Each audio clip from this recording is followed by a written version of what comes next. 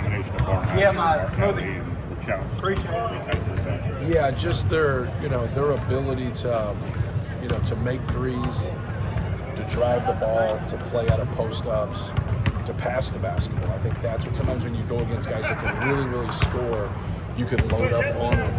And if you load up on those guys, they'll make you pay with their ability to pass. But both really good players. Obviously, Martinelli's very unique in his ability to hit floaters and runners and post-ups. But they're play starters and they're play finishers. A lot of times you're either one or the other. And both those guys can do it all. So it's just not them. They have good pieces, they have experienced pieces, they have toughness. They've had some bad breaks. They've got a couple bad, endings to games where it's just some things you haven't seen before. But they're a great team. They're well coached. They're disciplined. They're tough. They run good stuff. They guard you. And we're going to have our hands full. So it's a great challenge for us. It's really physical games for Northwestern. Yeah. What does Trey need to be ready for? I think we all need to be ready for it. We know they're physical and they get after it on the defensive end, but they've doubled a lot in the post. They've went immediately. They've went on the dribble. They've left it alone and played some one-on-one this year in the post. So you'll probably see an assortment of that or just a heavy dose of one of them. A lot of times guys will mix some things sometimes people just stick with whatever they choose. So just normal stuff though, you gotta make the right reads. If they're trying to get the ball out of somebody's hands, you gotta get the ball out of your hands. And that's where you get in trouble when you try to pass through people. You think you probably stick them in the same lineup? I know you talked about Caleb, that being kind of a matchup specific thing as well as he played the game before that. Yeah, we'll stay the same way. But every guys coming in off the bench, they're gonna match up to the guys that we talked about. So you got to have. We switch stuff too. So with certain action, we'll switch just kind of like they do. And so sometimes they don't have quite the matchup they want. But when you switch some of the stuff, you stop the action and then you force them into a dribble down or you force them into a one-on-one play. They will get into that even without their action. And they'll kind of search people out and set ball screens with people they want you to switch with.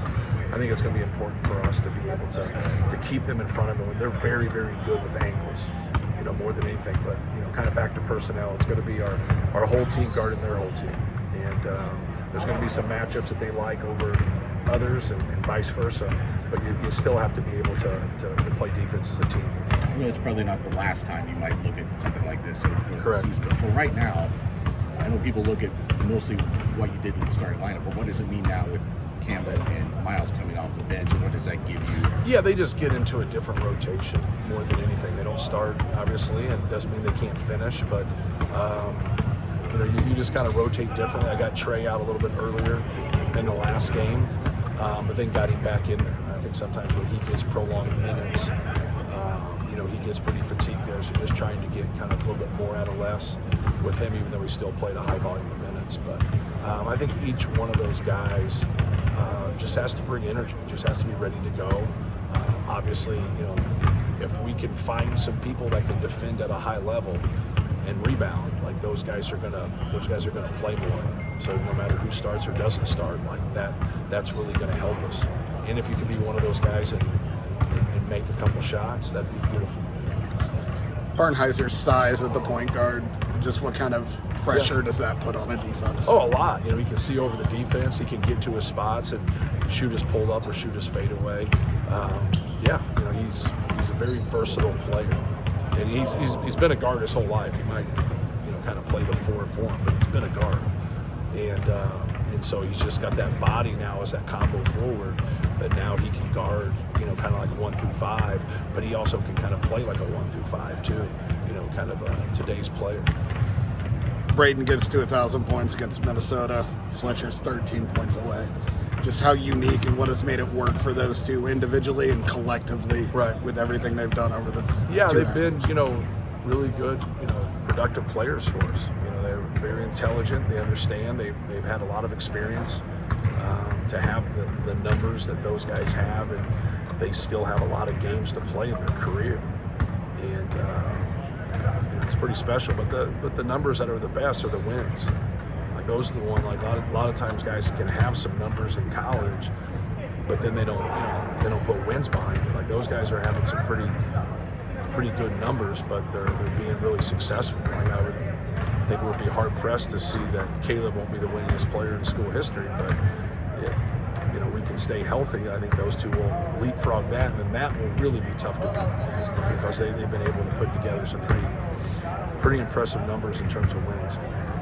Is there anything off court with those two that you see that kind of even explain on court and the team's just in general success? No, more just they're into the game. Like they know what the hell's going on. They're competitive. They play to win. They share a lot of the same traits. So and they're two guys that'll be linked together forever. You kind of see that with certain people throughout Purdue history. And you can guys that come in and play right away, like a Troy Lewis and a Todd Mitchell, Evan Stevens, guys like that. Chad Austin and Brad Miller, like they'll just be linked together because those guys that are linked together have great careers, but they also do a lot of winning. What's your offensive mix look like this year? It seems like you run a lot of motion. Yeah, we run a lot of motion, but we play a lot through ball screens with Braden, obviously. It just depends, obviously, if you're going to switch a lot. If you 5-way switch, we go to different stuff versus if you're not going to switch. So just really trying to get that and get the defense in between more than anything. But yeah, we run a lot more motion just because we're more versatile, especially in our front line. Like Trey can come out and do different things. And you run less motion and more sets when you got a great low post player. So I think that's why you see us going to more of it than we did in the past. How much are you trying to weaponize Braden without them?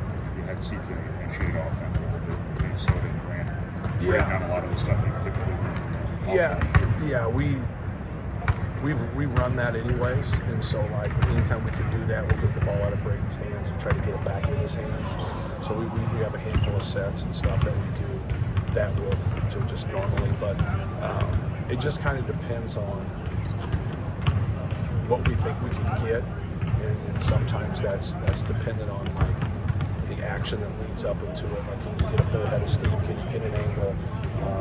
If you can't, then you got somebody getting stuck with the basketball that you don't want stuck with the basketball. I think that's probably the hardest thing for coaches is you can run some really good action, but if you don't get what you want, now you can get stuck. Then you can have, I think a fan probably looks at it like, why do you have those tough possessions, like those 4 or 5 possessions at the end? You're like, man, because the defense was better than the offense on that, or you just didn't get a catch, or it wasn't clean, or whatever. So, but like, yeah, no, we've always ran stuff for him to give the ball up and let CJ, let that 2 start with it. We did it last year with Lance, obviously.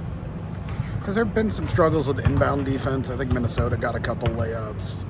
Yeah, we're trying to take some things away, and then like some things that are just kind of common sense stuff, like guys just ignored back cuts and ignored like a back screen, and like you just can't ignore things of that nature. We've taken things away on that outer third because people get a lot of those shots right there. So we've done a good job of taking that away. But then we've had a handful of possessions this year, and 2 of them in the last game where those guys got layups. And you just got to be aware if someone back screens, you either switch it or open up. And so more concentration than anything.